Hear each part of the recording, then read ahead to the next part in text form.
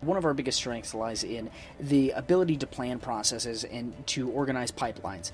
We have a very challenging project ahead of us, and one of our core strengths is that we've been able to make this as clear and as streamlined as possible. We know what goes where, who needs to do what, and when. So, for instance, our asset pipeline for 3D art, Andy does concepts after getting ideas from Vile, the team, from me, and then Andy will draw those after searching for reference material. He'll pass that on to Teemu. Teemu will come up with a combination 2D, 3D type of concept. Then he'll give that over to me for marketing. We'll do some market research, and then we'll pass on the finished design after he's kind of implemented what needs to be implemented from the research and kind of combine that into a usable concept. He'll take that and he'll give it to Sabi, and Sabi will then 3D model it. And after we've got that 3D model, it'll go on to retopologizing, kind of rigging, and then on to animating. Finally, it'll end up in engine. So I get the direct requirements of what type of character is supposed to be, like what type of cultures, Greek, Roman, Middle Eastern, stuff like that. Go into the internet, check out visual footage, try to figure out visual cues and similarities. The design ideas I usually get supplied by Steve Stewart, Ville Kaunisto, Teemu Norvasto, those guys who are basically in charge of the visuals. Once I have a collection of pictures and tiny little commentaries of researchers and archaeologists together, try to sketch down the actual pictures I found, and then put together aspects from the shoulder armors from one culture, the chest armor from another culture, and then see how the sketch looks like. It's basically drawing from the stuff I see and then putting stuff together in a later phase.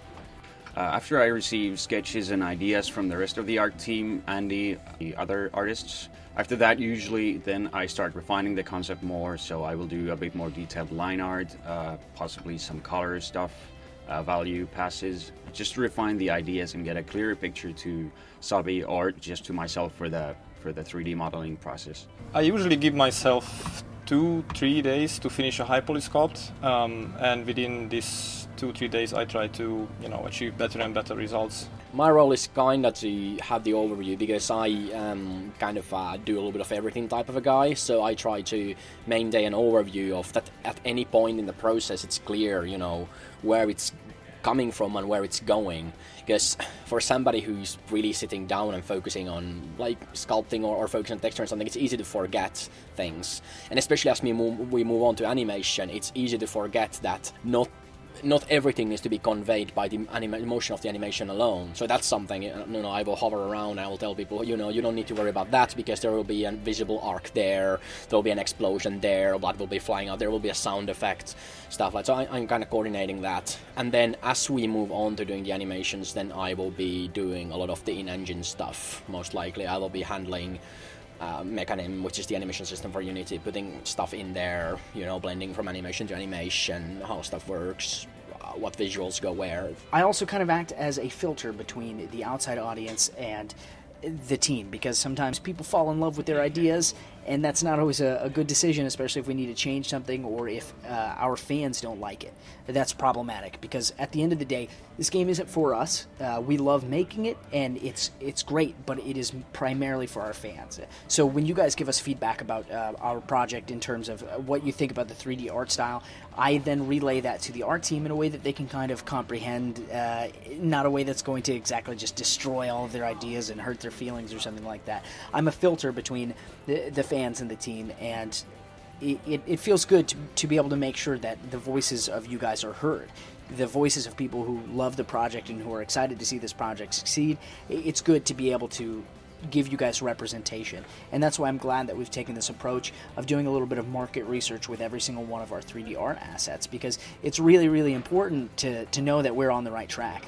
My favorite challenge in this entire process in this entire concepting process is to create something which looks like it could be from an ancient culture, but it's not. I don't know, it's all of course quite challenging, but maybe it's to, if there's a wide variety of different ideas, is to kind of try to pick and choose which is the best and how it would fit a certain class or a character or a race the best. And of course, if there are multiple ideas, kind of trying to figure out how to match them into a cohesive whole so that it works nicely and looks nice, looks impressive. And of course there's the bit from where it goes from 2D concept art into 3D. There's always some concepting in that phase as well, because some ideas that work in 2D or in our heads might not work in 3D. So there's a bit of a challenge there as well when it moves to a three-dimensional. It feels obvious that if something works on paper, it feels like, well, yeah, I mean, of course this is going to work in 3D as well, or we have a cool idea for this armor, but there's things that you don't take into account when you're drawing stuff that you have to there are problems to solve when you turn it to 3D. There might be areas that of the armor or the character that's kind of neglected in the design process, or not a little bit like glossed over. So those might be issue areas in 3D, and you have to figure out, like, suddenly you run into this thing that, oh, suddenly this doesn't actually look very nice, and I have to kind of change this, and then you have to do some designing on the fly as well.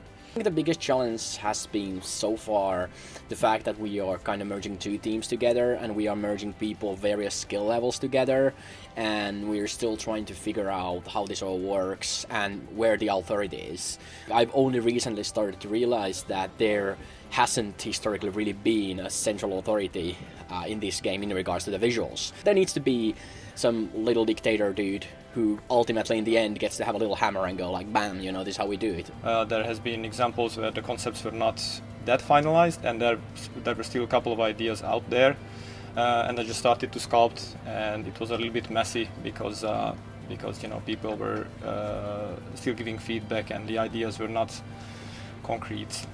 I'm very happy with the field I'm working in. It's kind of, you know, when you walk past by my screen, there is always something cool happening. It's either a high poly sculpt or some animation or something that is, you know, just attractive. And I like to be in the position where people can stand up, you know, stretch their legs, come to my screen and say, hey, that's cool, you know, I like that character. How is it gonna animate? Why is it not yellow instead of red? And that's how it feels for me too. I'm basically almost playing my game there when I'm modeling and sculpting and animating. It's fun.